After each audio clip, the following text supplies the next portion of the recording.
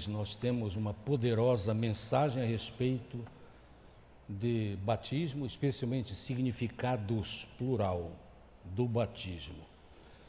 Eu leio o texto, capítulo 6 de Romanos, versos 1 a 11. Continuaremos pecando para que a graça aumente? De maneira nenhuma. Nós, os que morremos para o pecado, como podemos continuar vivendo nele? Ou vocês não sabem que todos nós que fomos batizados em Cristo Jesus, fomos batizados em sua morte? Portanto, fomos sepultados com ele na morte por meio do batismo, a fim de que, assim como Cristo foi ressuscitado dos mortos mediante a glória do Pai, também nós vivamos uma vida nova. Se dessa forma fomos unidos a ele na semelhança da sua morte, certamente o seremos também na semelhança da sua ressurreição, pois sabemos que o nosso velho homem foi crucificado com ele, para que o corpo do pecado seja destruído e não mais sejamos escravos do pecado, pois quem morreu foi justificado do pecado. Ora, se morremos com Cristo, cremos que também com ele viveremos, pois sabemos que, tendo sido ressuscitado dos mortos, Cristo não pode morrer outra vez. A morte não tem mais domínio sobre ele, porque morrendo, ele morreu para o pecado uma vez por todas, mas vivendo, vive para Deus. Da mesma forma, considerem-se mortos para o pecado, mas vivos para Deus, em Cristo Jesus. Que Deus abençoe sua palavra. A primeira coisa que devemos fazer é uma definição. E a definição que dou não é porque há dúvidas a respeito deste assunto, mas porque é importante para o tratamento de significados do batismo. Batismo é uma transliteração da palavra baptizo, da língua grega comum, em que foi escrita a maior parte do Novo Testamento. A palavra batismo significa simplesmente imersão ou mergulho. E o testemunho de estudiosos da palavra de Deus é muito forte a respeito desta verdade. Eu quero citar, porque alguns nunca tiveram o privilégio de conhecer estas páginas da história cristã, mas eu cito 3 líderes famosos e importantes na vida cristã. O primeiro deles, Martinho Lutero, a respeito de batismo. Ele escreveu assim: eu desejaria que todos os batizados fossem totalmente imersos, como exige a palavra batismo e este mistério. João Calvino afirmou: a palavra batizar significa imergir. É verdade que imersão era a prática da igreja primitiva. E John Wesley afirmou: sepultado com ele em Romanos 6, é uma alusão direta à imersão, conforme o costume da igreja primitiva. Não há nenhuma dúvida a respeito de que batismo é imersão. O Novo Testamento, amados, tem afirmações muito interessantes a respeito de batismo. Por exemplo, Jesus iniciou seu ministério público sendo batizado.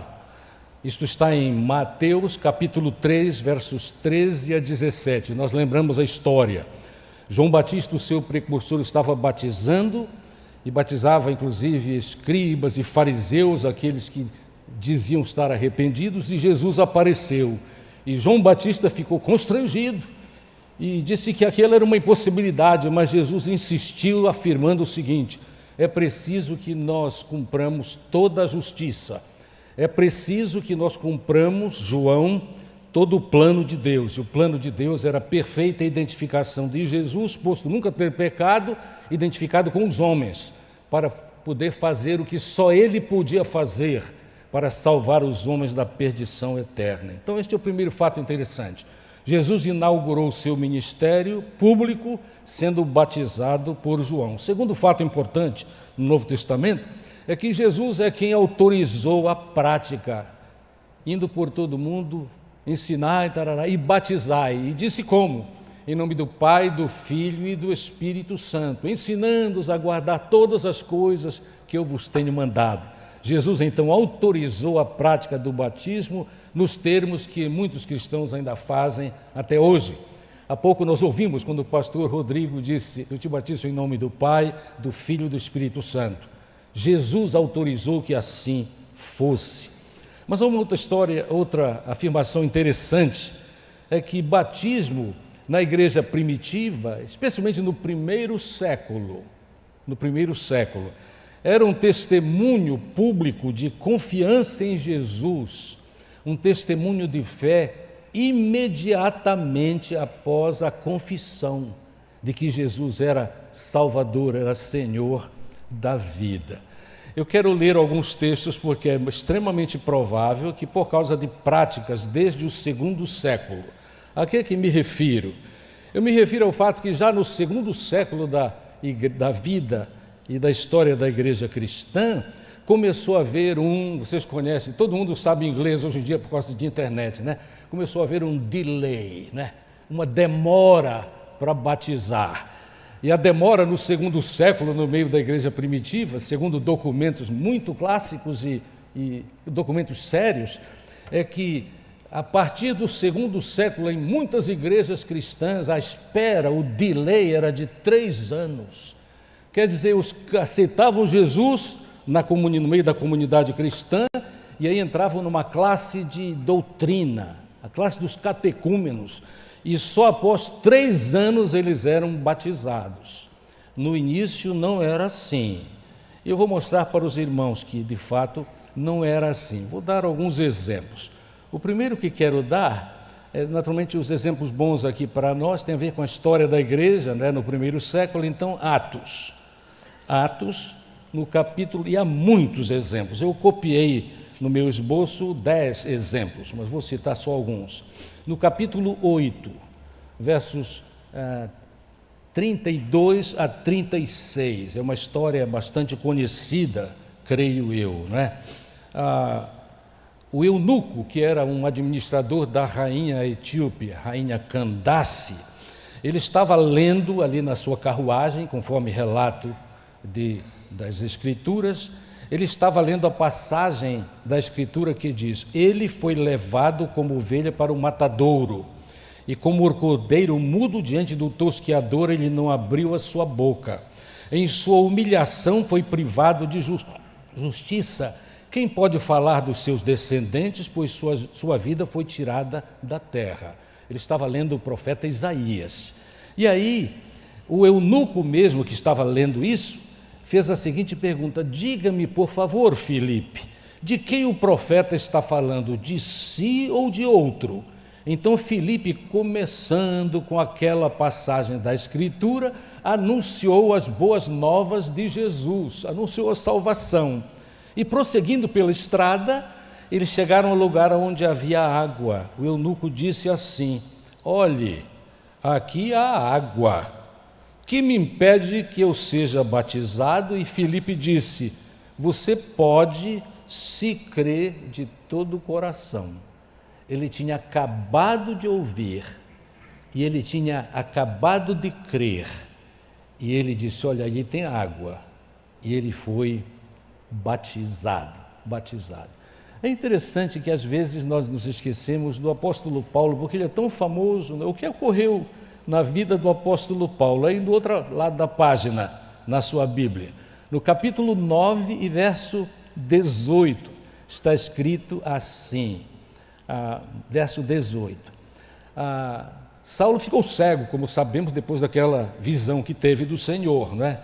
Onde ele perguntou: quem é esse Senhor? E é aquele diálogo tão importante.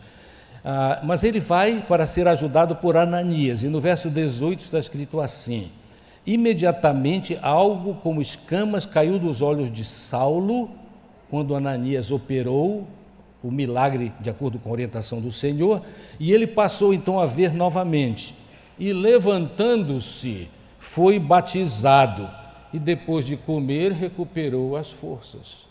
O apóstolo Paulo foi assim também, foi imediato. O início da igreja cristã foi assim mesmo. E há inúmeros outros textos, mas eu poupo o irmão da leitura, são os comprobatórios, mas eu alistei tudo, porque às vezes pessoas vêm com perguntas a respeito deste assunto. É mesmo? E eu posso demonstrar, depois de alguns estudos, que é mesmo, assim foi. É muito interessante que nós reconheçamos, então, estes fatos apresentados no Novo Testamento. Eu citei, Jesus iniciou seu ministério sendo batizado, eu citei que ele autorizou a prática, eu citei que era um testemunho imediato após, e isto mudou a partir do segundo século. Há duas verdades importantíssimas neste texto de Romanos 6 a respeito de batismo. Batismo fala a respeito da identificação que aquele que crê tem com o Senhor Jesus. Quem crê está identificado. Aquele que se batiza depois de confiar, ele é identificado com Jesus. E esta identificação é necessária. Naturalmente que quando nós lemos o capítulo 6 a respeito deste assunto, precisamos lembrar que o contexto é imediatamente anterior, o capítulo 5, que mostra que a identificação com Cristo é absolutamente necessária para a salvação, porque de fato em Adão só há morte, julgamento e condenação. E o nosso nascimento natural tem a ver com esta experiência de somos todos pecadores e carentes da salvação que só Jesus pode dar. Aqui no capítulo 5, que é antecedente à mensagem sobre batismo, nós temos a apresentação deste grande contraste. Aqueles que nascem e vivem em Adão e aqueles que nascem e vivem pela confiança em Jesus Cristo. E o contraste é que em Adão a figura é perdição, condenação, mas em Cristo é justificação, é a vida justa, é a vida conforme a vontade de Deus. Eu quero ler o verso 17, que confirma este contraste. Se pela transgressão de um só, referência a Adão, a morte reinou por meio dele, muito mais aqueles que recebem de Deus a imensa provisão da graça e a dádiva da justiça reinarão em vida por meio de um único homem, Jesus Cristo. Eis aqui o contraste. A morte em Adão, mas a vida em Jesus Cristo. E nós precisamos estar identificados com Jesus Cristo, porque só Ele oferece salvação. Então, o batismo simboliza a morte para o pecado, na morte de Cristo, e a nova vida, por causa da ressurreição do Senhor Jesus Cristo. Há muitos outros textos, especialmente nas cartas do apóstolo Paulo, a respeito deste importantíssimo assunto. Ouçam a leitura de 1 Coríntios capítulo 15, verso 3. Pois o que primeiro lhes transmiti foi o que recebi. É muito interessante este preâmbulo a respeito de batismo, porque é o mesmo preâmbulo que logo mais leremos por ocasião da participação, do preparo para a participação na ceia do Senhor. O que eu transmiti é o que eu recebi. O que é que ele recebeu? Cristo morreu pelos nossos pecados, segundo as Escrituras, foi sepultado e ressuscitou no terceiro dia, e segundo as Escrituras. Ele não está inventando, foi exatamente isto que aconteceu. E há pessoas que ficam perguntando, mas o batismo é uma preocupação de alguns, né? O batismo nas águas, e há uma grande diferença entre batismo nas águas, em contrapartida ao batismo no Espírito. Amados, de fato, as duas ideias estão incluídas no batismo, porque quando nós aceitamos Jesus, o Novo Testamento ensina claramente que é pelo Espírito Santo de Deus que nós somos incorporados ao corpo de Cristo, que é a igreja. E o batismo, entre aspas, o batismo nas águas é apenas o testemunho desta verdade. É bom nós lembrarmos aquele texto que diz que para o crente mesmo, Não há nenhuma outra possibilidade, pois o apóstolo Paulo escreveu: se alguém não tem o Espírito de Cristo, esse tal não é dele. Então, como ter esta identificação, como experimentar esta identificação, se eu não tenho o Espírito? O batismo nas águas é o testemunho desta verdade. Agora, é claro que este testemunho, esta experiência de ser batizado, segundo o Novo Testamento, e eu quero fazer um parêntese, não necessariamente segundo algumas teologias cristãs, mas segundo o Novo Testamento, batismo assim, nestes termos da palavra de Deus, exige conhecimento dos fatos na vida de Jesus Cristo e fé, confiança em Jesus. Lembram o que li há pouco a respeito do eunuco, que era administrador de Candace? Nada impede, disse Filipe, se crês. E nada impede porque ele havia lido no profeta Isaías a respeito da vida de Jesus Cristo, os fatos a respeito da vida de Jesus Cristo. Amados, os identificados então são os batizados. Há um texto que nós lemos, inclusive, como parte deste culto, logo no início, um texto preciosíssimo, que diz que quando nós somos batizados, em termos do Novo Testamento, nós somos revestidos de Cristo, revestidos de Cristo. Isso, então, é uma oportunidade excelente para falarmos a respeito da segunda realidade que tem a ver com o capítulo 6 de Romanos a respeito de batismo. A primeira é a identificação. Eu me identifico com Cristo. A morte dele, o sepultamento dele, a ressurreição dele. Mas esta outra realidade é a realidade da união com Cristo. A união com Cristo é bem lembrada aqui no texto a partir do verso 5, a partir do verso 5, que começa assim, repito a leitura: se dessa forma fomos unidos a Ele na semelhança da sua morte, certamente também o seremos na semelhança da sua ressurreição. Os que profundamente conhecem o Novo Testamento e a língua grega do Novo Testamento sabem que esta palavra unidos tem a ver com a realidade de sermos enxertados. Unidos é ser enxertados. É o ramo da videira que é colocado no tronco da videira, enxerto. Aquele ramo não tinha vida em si, inclusive porque havia sido cortado para ser enxertado, a propensão, a direção era de morte, se permanecer fora. Mas aí o agricultor cuidadosamente vai e enxerta no tronco da videira. E aí a vida, me permitem o tautologia, a vida da videira passa a ser a vida do ramo. Então esta figura é preciosíssima que está exatamente aqui. Se dessa forma fomos, ele está dizendo isso, nós fomos unidos a Ele, unidos a Cristo na semelhança da morte e também, é claro, na semelhança da poderosa ressurreição do Senhor Jesus Cristo. Uma afirmação breve a respeito desta realidade é a seguinte: a vida de Cristo agora é minha vida também.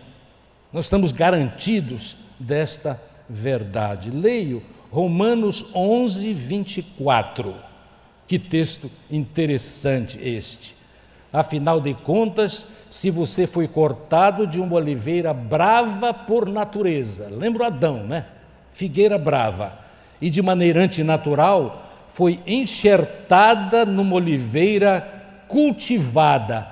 Quanto mais serão enxertados os ramos naturais em sua própria oliveira. Esta última parte do verso tem a ver com estes que são os ramos naturais, tem a ver com o povo judeu. É uma afirmação profética interessantíssima da palavra de Deus a respeito de que as alianças de Deus com o povo de Israel, isto é um mistério que nos é assim revelado, mas a primeira parte tem a ver conosco. Figueira brava em Adão, mas figueira que está enxertada em uma oliveira, referência a Jesus Cristo, cultivada. Esta união tem resultados maravilhosos. E tem a ver de maneira muito especial com a vida, o que está aqui em foco realmente nesta questão, é a vida no futuro. É um aspecto escatológico da teologia do batismo. Mas reconheçamos que esta vida já começa aqui. Nós já estamos vivendo assim, parcialmente, porque continuamos sendo tentados e, lamentavelmente, às vezes caindo, mas porque há poder na vida de Jesus Cristo, restaurados. E isto não é razão, lembremos-nos do preâmbulo de Romanos 6, é bom estar em mente isso. Continuaremos pecando para que a graça seja maior? De maneira nenhuma, porque morremos para o pecado. E como podemos então continuar vivendo nele? Nós não continuamos vivendo, porque nós sabemos que a vida com Cristo é infinitamente melhor. Nós não somos mais escravizados pelo nosso pecado, mas porque a vida de Cristo é a minha vida, eu experimento vitória em Cristo, vitória com Cristo. Sem dúvida que este tema de estarmos unidos a Cristo é uma inspiração para nosso constante alerta para o processo de mortificação do pecado. Mortificação tem a ver com a morte do pecado. Capítulo 6, versos 11 a 14, que deixei para este momento. Da mesma forma, considerem-se mortos para o pecado, mas vivos para Deus em Cristo Jesus. É interessante a responsabilidade que é colocada sobre nós, sim, quanto às nossas decisões. Já há poder, mas nós temos que decidir a respeito deste tipo de vida. O verso 12: portanto, não permitam que o pecado continue dominando o corpo mortal de vocês, fazendo que obedeçam aos seus desejos. Os desejos estão aí mesmo, na sua vida e na minha vida. Mas vem mais a palavra: não ofereçam os membros do corpo de vocês ao pecado como instrumentos de injustiça. Antes, olha a decisão, ofereçam-se a Deus como quem voltou, porque é a realidade da morte para a vida. Ofereçam os membros do corpo de vocês a Ele, a Cristo, como instrumentos de justiça, pois o pecado não os dominará, porque vocês não estão mais debaixo da lei.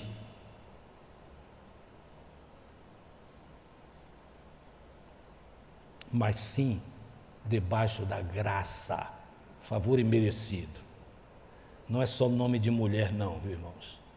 É o favor de Deus sobre nós. Nós somos responsáveis e Deus nos fortalece para que tomemos a decisão correta. Então, amados, batismo é a figura simbólica e é simbolismo direto. Não tem escape, não. É fácil entender, né? Simbolismo, né? Imersão, sepultamento. Emersão, ressurreição para uma nova vida. E agora? E quais são as evidências na sua vida e na minha vida de que nós, de fato, fomos genuinamente batizados? Conhecendo os fatos e crendo, confiando em Jesus. Algumas ideias importantes, há muitas mais, mas algumas para nossa inspiração. Colossenses capítulo 3, a partir do verso 1. Colossenses 3, a partir do verso 1. Portanto, já que vocês ressuscitaram com Cristo, não é isso? Batizados, ressuscitados com Cristo. Procurem as coisas lá do alto, onde Cristo está sentado à direita de Deus. Como é que a gente faz isso? Mantenha um pensamento nas coisas do alto. E não, podemos acrescentar uma palavra para entendimento, apenas nas coisas terrenas. Pois vocês morreram e agora a sua vida está escondida com Cristo em Deus. Quando Cristo, que é a sua vida, for manifestado, então vocês serão também manifestados com Ele em glória. O sentido escatológico. Eu disse há pouco, e é bom lembrarmos, né? Há um sentido futuro, garantido, mas há um sentido agora, por causa de decisões inspiradas nesta mensagem dos significados do batismo. Efésios 4:23 também é importantíssimo, porque nos mostra que nós estamos renovados por causa desta experiência gloriosa, nós estamos renovados. Diz assim o texto: quanto à antiga maneira de viver, vocês foram ensinados a despir-se do velho homem, que se corrompe por desejos enganosos, a serem renovados no modo de pensar e a revestir-se do novo homem, criado para ser semelhante a Deus. Que responsabilidade! Semelhantes a Deus em justiça e em santidade provenientes da verdade. Parte desta verdade é o fato que nós ainda somos fracos, mas há poder à nossa disposição. E a vitória é certa. A vitória é certa. Renovados no pensamento. Veio à minha mente aquele texto preciosíssimo que eu nunca esqueço, porque uma vez eu não tirei nota completa numa prova por causa deste texto das Escrituras. Aquele texto que diz que nós fomos tocados por Deus, a nossa mente foi absolutamente transformada. E não vos conformeis com este século, mas sede transformados pela renovação da vossa mente, para que experimenteis, e aí vem um caminhão de ideias, né? A boa, agradável e perfeita vontade de Deus. Amados, nós fomos criados para ser semelhantes a Deus e já estamos no processo. E o batismo nas águas, que tem a ver com o batismo do Espírito Santo, eles estão perfeitamente unidos, porque é assim que nós somos incorporados à Igreja de Jesus Cristo. Amados, devemos nos regozijar nestas verdades, que hoje, mais uma vez, tivemos diante de nós, quando a irmã Sofia Kelly foi imersa, como nós fomos um dia, ou devemos ser, após termos realmente confiado em Jesus. Que Ele nos abençoe. Amados, nós precisamos lembrar que, apesar de algumas experiências em que o batismo foi uma coisa reservada, né? No caso do eunuco de Candace foi reservado, né?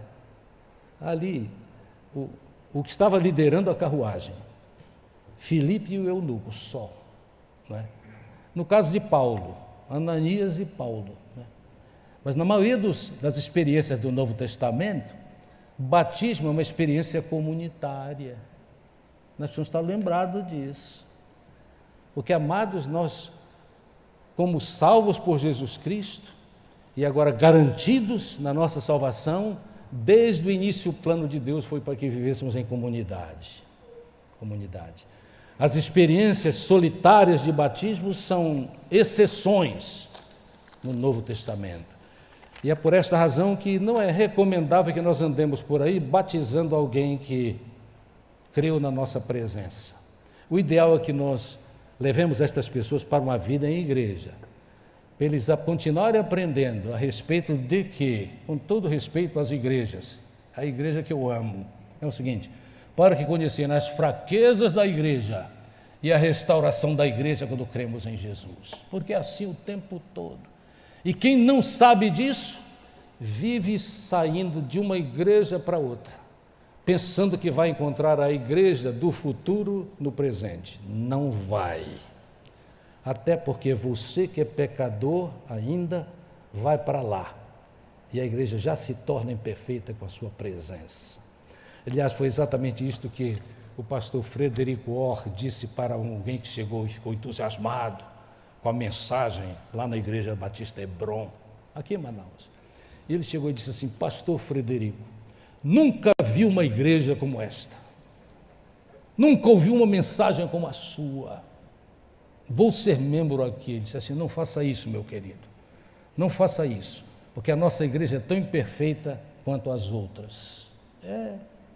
Mas nós, salvos por Cristo e passando pela experiência do batismo, nós devemos participar sim da comunidade, no meio da qual nós vamos receber bênçãos e vamos abençoar os outros, na aplicação de nossos dons e talentos, para a glória de Deus, quando servimos ao nosso semelhante, aquele que já é de Cristo e aquele que vai ser, porque não há outro caminho a não ser a salvação que Cristo preparou e dá, claro, de graça.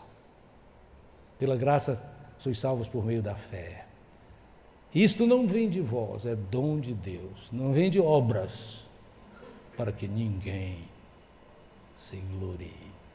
Que Deus nos abençoe e nos ajude a dizer para os que ainda não sabem o que é batismo e por que ele deve ser precedido de conhecimento de fatos a respeito do Salvador e plena confiança nele. Amém.